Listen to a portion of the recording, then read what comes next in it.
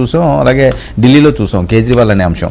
Liquor అన్నది భారతదేశ వ్యాప్తంగా కూడా సంచలనం కలిగిస్తున్న అంశాలు. ఇప్పుడు ఈడీ ఎంట్రీకి గల కారణాలు ఏంటి? ఏదన్నా జరుగుతుందా? ఈ ప్రచారంలో నిజమెంత? మిత్రులకి మీకు నమస్తే. ఇంకోటి సార్, భారత్ రెడ్డి గారితో పాటు మీకు ప్రతిసారి డిబేట్లో ఉండే రోజా గారిని కూడా తీసుకొచ్చింది, పర్లేదు కలిపి మాట్లాడేద్దాం. కాదు, నాకు తెలియక అడుగుతాను. ఢిల్లీ రౌస్ అవెన్యూ కోర్టు తీర్పు చదవరు మీరు? నిన్న కాక మొన్న వచ్చింది రీసెంట్ పాస్ట్ లో. ఏది ప్రూవ్ చేయలేకపోయింది ఎన్ఫోర్స్మెంట్ డైరెక్టరీ. ఇక్కడ మీకు ఈ ఎన్ఫోర్స్మెంట్ డైరెక్టరీ అనేది ఇవాళ అంటే రాజకేష్ రెడ్డి గారి విషయంలో మొదటి రోజు నుంచి విజయసాయి రెడ్డి గారు మీకు 2 సార్లు ఈ రోజు దాకా జరిగిన ఎంక్వైరీలో చూడమనండి. ఇవాళ రాత్రి వచ్చింది కాదు కదా ఈడీ. అండ్ ఇక్కడ ఫైనాన్షియల్ డీవియేషన్స్ ఎక్కడి నుంచి తీసుకుని రావాలి, ఇండివిజువల్ డీవియేషన్స్ కింద ఎస్టాబ్లిష్ అవుతున్నాయి. రాజకేష్ రెడ్డిది కానీ, విజయసాయి రెడ్డిది కానీ, సోఫార్ మిథున్ రెడ్డిది కానీ, సోఫార్ మిగిలిన వాళ్ళు గోవిందప్ప అన్న విషయం కానీ. గోవిందప్ప గారు 2010లో భారతీయ సిమెంట్స్ లో డైరెక్టర్ కింద అపాయింట్ అయ్యాడు. నాకు తెలిసి 5 years 10 years తర్వాత 2017 లోపల no more as a director. అది ఫస్ట్ థింగ్. నెక్స్ట్ ఇవాళ జరుగుతున్న ఈ సినారీలో ఎన్ఫోర్స్మెంట్ డైరెక్టర్ ఇన్వాల్వ్మెంట్ అన్నది ఈజ్ క్వైట్. ఎప్పుడైతే ఫైనాన్షియల్ డీవియేషన్స్ అంటారు 350 కాకపోతే 650 పేజీలు ఛార్జ్ షీట్ ఏమనండి.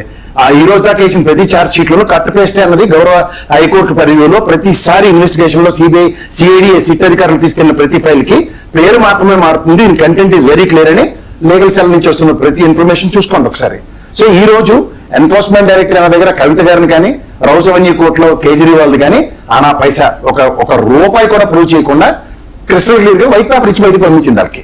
సో ఈ రోజు ఒక పొలిటికల్ వెండంట అన్న కాన్సెప్ట్ లో బీజేపీ చేసిన దాచకానికి ఆ రోజు అక్కడ కేజ్రీవాల్ పార్టీ, ఇక్కడ బీఆర్ఎస్ పార్టీ 2 పతనం అయిపోయాయి. ఇంకా 2-3 years టెన్యూర్ ఉంది ఈ గవర్నమెంట్. మీరు ఇందాక లేదో ఒక స్టేట్మెంట్ ఇచ్చారు. ఎప్పుడైతే ఎన్ఫోర్స్మెంట్ డైరెక్టరీకి సిబిఐ కానీ లేదంటే ఇక్కడ లోకల్ ఎస్ఐటి, సిట్ అధికారులు కానీ స్ట్రెంథన్ గా పనిచేస్తే ప్రతిసారి మనం మన పోలీస్ వ్యవస్థ మీద స్టేట్ పర్వ్యూలో ఉన్న వాళ్ళకు ఉన్న కాంగ్రెస్ లో ఎందుకు గతంలో మీరు చంద్రబాబు గారిని తీసుకుంటే నాకు సిబిఐ అక్కర్లేదన్నారు. There is no right to involve in my state affairs అని చెప్పి సిబిఐకి ఎలా చేయలేదు ఆయన. సో అంచేత మన పోలీస్ వ్యవస్థ మీద అపార నమ్మకం ఉన్న 2 గవర్నమెంట్లు కనుక తీసుకోగలిగితే ఇవాళ మనకున్న సిట్ అధికారులు, ఇవాళ ఆంధ్రప్రదేశ్ లో ఉన్న సిట్ అధికారులు దర్ కాంపిటెంట్ అథారిటీస్. ఇవాళ ఆ లెవెల్లో ఇన్వెస్టిగేషన్ అథారిటీస్ కి ఇవాళ ఎన్ఫోర్స్మెంట్ డైరెక్టరీ కనుక దీన్ని ఎస్టాబ్లిష్ చేయగలిగితే ఎక్స్చెక్కర్ కి, ఎందుకంటే మన ఆయన సురేష్ గారు చెప్తూ ఇవాళ మీరు మండల హెడ్ క్వార్టర్స్ లో ఇవన్నీ ఫైనాన్షియల్ ఫ్రాడ్స్ అంటే సార్ స్పిరిట్ గవర్నమెంటే వ్యాపారం చేస్తుంది. స్పిరిట్ కొని బ్రెవరేజ్ కార్పొరేషన్స్ కి పర్టికులర్ ఫార్ములాని కనుక ఎస్టాబ్లిష్ చేయకపోతే తోలు చర్మం వరకు ఉండవు, మెడికల్ ఎమర్జెన్సీసే ఉంటాయి. First thing. రెండోది ఏంటంటే ఇష్టం వచ్చినట్టు స్పిరిట్లు కలిపితే ప్రభుత్వ బాధ్యతతో పాటు కేంద్ర ప్రభుత్వం కూడా ఈ సీసీఎల్ లాంటివి బాధ్యతాయుతంగా ప్రవర్తించి ఎక్కడికక్కడ నిరోధించడమే జరుగుతుంది.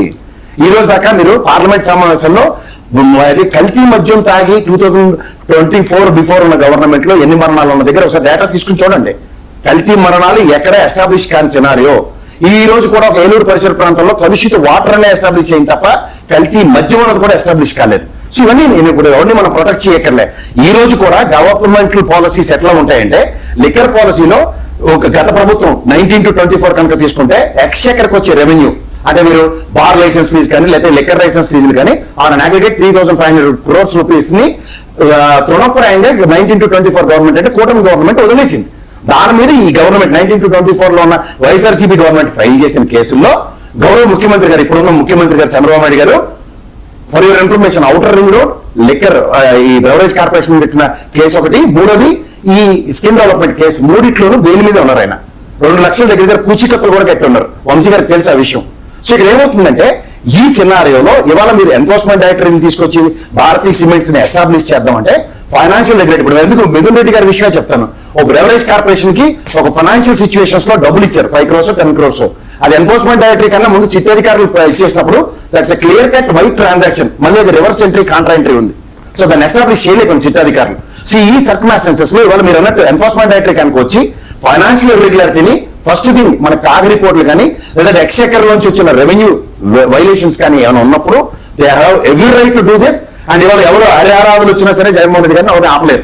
కానీ ఆపకన్నా ముందు ఉన్న దగ్గర మనం ఓన్లీ ఇక్కడ మేళతాళాలతో ఇవాళ జగన్మోహన్ రెడ్డి గారు, భారతిరెడ్డి గారు ఇలాంటి వాళ్ళు అరెస్టులు అన్నది మాత్రం ఓన్లీ ఊహాజనితమైన విషయాలు మాత్రమే. ఈ ఎన్ఫోర్స్మెంట్ డైరెక్టరీ పర్టికులర్ లిక్కర్ సినారియోలో ఢిల్లీ ప్రభుత్వాలు కూల్చడానికి ఇక్కడ కేసీఆర్ కడుపు కొట్టి 8 సీట్లు పార్లమెంట్ సీట్లు ఎత్తుకెళ్ళిపోవడం తప్ప వాళ్ళకి ఇంకే విధంగా ఉపయోగపడలే. అయితే ఎన్ఫోర్స్మెంట్ డైరెక్టరీ వచ్చినంత మాత్రం ఏదో జరిగిపోతుంది అంతగా ఖచ్చితంగా నేను ఖచ్చితంగా డాకా పలాస్ గా చెప్పగలను. ఎక్స్చెక్కర్ దగ్గర రెవెన్యూ వైలేషన్స్ ఉంటే కాగ్ రిపోర్ట్లు ఎస్టాబ్లిష్ అవుతాయి. దీనికన్నా లెక్కర్ పణంగా పెట్టి అంటే బ్రవరేజ్ కార్పొరేషన్ పణంగా పెట్టి 20,000 crores యాంటిసిపేట్ చేస్తే 2 terms లో 8,000 crores అంటే 4,000 crores మాత్రమే తీసుకున్న వైఎస్ఆర్సీపీ గవర్నమెంట్. ఈ సర్కమ్స్టాన్సెస్ లో మీరు ఏ ఫైనాన్షియల్ డీవియేషన్స్ చేసుకున్నా సరే ఎక్కడ ఒక రూపాయి వైలేషన్స్ జరగలే అన్నది ఈ రోజు దాకా ఉన్న రిపోర్ట్. కానీ పర్సనల్ గా రాజకేష్ రెడ్డికి ఉన్నదానికి నిన్న కేసీఆర్ చిన్ని గారికి కూడా నోటీస్ ఇచ్చారు, వైఫ్ కూడా. ఎందుకు ఇచ్చారు?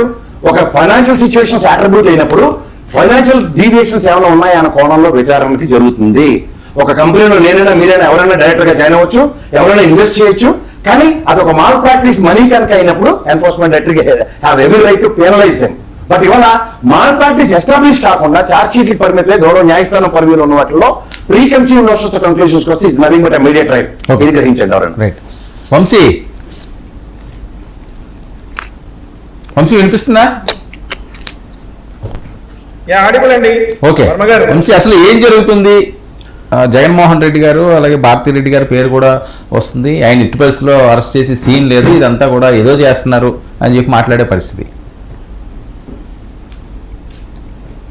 వర్మ గారు గుడ్ ఈవినింగ్. మీకు ప్యానల్లో ఉన్న ఇతర మిత్రులకి 99 టీవీ వీక్షకులందరికీ కూడా సార్ చాలా బాధాకరం. మా రాష్ట్ర పౌరుడు, మా రాష్ట్ర మాజీ ముఖ్యమంత్రి మరొకసారి ఎప్పుడో 20 ఏళ్ల క్రితమే అలవాటైనటువంటి ఈడీ కేసులు మళ్ళీ మరొకసారి ఈడీ కేసుల్లోకి ఎంటర్ అవటం, ఈడీ వారికి నోటీసులు ఇస్తానంటాం, మళ్ళీ విచారణ పిలవడం అనేది చాలా బాధాకరం. ఎందుకంటే సార్ ఇప్పుడు ఈ ప్యానల్లో ఉన్న వాళ్ళందరిలో నేనే పిన్న వయస్కుడిని అని నాకు అర్థమవుతోంది.